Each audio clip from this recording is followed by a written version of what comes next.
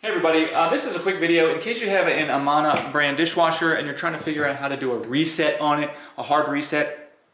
I'm going to talk to you how to do it. So depending on the model, you may have a reset button on your panel, but hitting that reset button and hitting and holding it will only reset whatever cycle it's in. It's not going to reset all of the settings and clear everything out and make it forget everything like a hard reset will.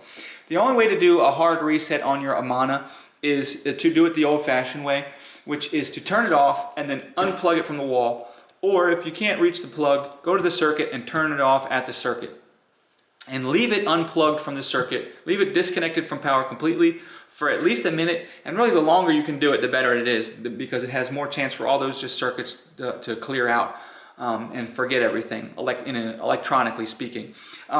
And so that once that's up, you plug it back in, turn it back on, and it will go through its startup cycle. Thanks a lot for watching. Have a great day.